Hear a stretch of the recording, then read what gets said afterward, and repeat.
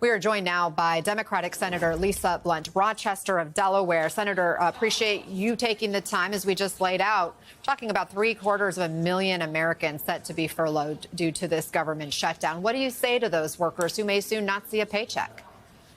Well, first of all, I take a step back and say, on day one, the president promised to lower costs. We're 254 days in, and not only are energy costs up, food costs are up, but we are on the precipice of healthcare costs going up. So those workers are already feeling the pain. And then, I was former Secretary of Labor in Delaware. It doesn't take a Secretary of Labor to know that when you fire and furlough people, they're going to be hurting and our unemployment numbers are going to go up.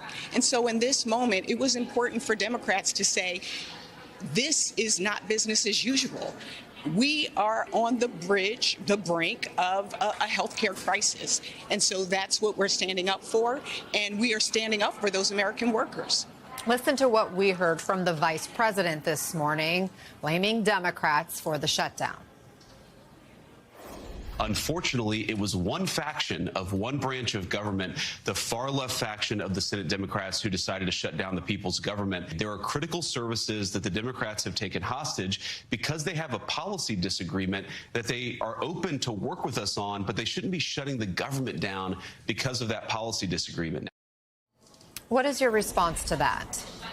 Well, first of all, this isn't simply about a policy disagreement.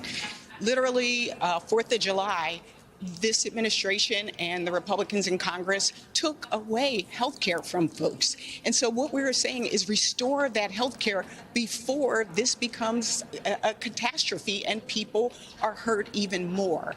I think it's also important to remember that the White House, the Senate, and the House are controlled by Republicans.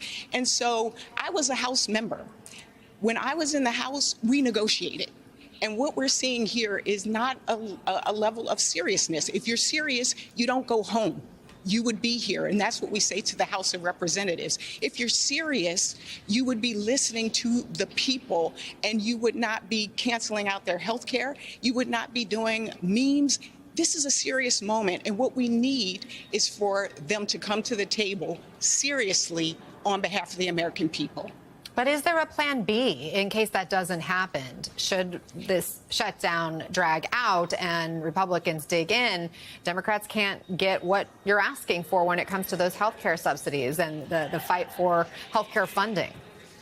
Here's the reality. They have the power. They're in charge. They need to come to the table. And what I'm seeing and feeling at home in Delaware, I have a business person, Jan, who actually suffered from cancer. When I was in the House, she told me if it were not for the Affordable Care Act, she would not have been able to have health care. She is concerned. She represents the half of small business owners are on the Affordable Care Act. When you look at farmers and ranchers in this country, 1/4 on the Affordable Care Act. When you look at moms and babies and the number of births that are given because of our health care. We're not saying we got a perfect health care system, but what we are saying is that we don't want to break it even more, and we don't want people's prices to skyrocket. And they have the power. They have the ability. And I don't know if people are telling the president, maybe he's not hearing what this really means to people, but people are already hurting. And we have a chance, an opportunity, if they just come back to work and get to the negotiating table. That's it. Senator, a new NPR PBS Marist poll finds that just 25% of U.S. adults approve of the job Democrats in Congress are doing. Republicans actually get higher marks at 35% approval. What is your party getting wrong, and how do you fix it?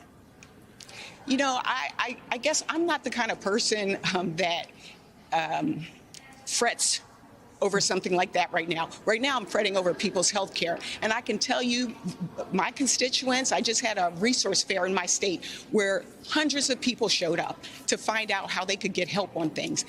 People weren't walking up to me saying they read a poll. What they are saying is they're reading their bills and they are hurting. And so that's why we got to continue to stay on this. We've got to continue to make sure that people know we're fighting for them. And that's why I'm here. That is the only reason why I'm here, is to fight for my constituents in Delaware and to fight for the American people. When Well, people know that, they'll know we care about them. Well, we certainly appreciate you being here with us today to share your message and perspective. Thank you so much, Lisa Blunt Rochester.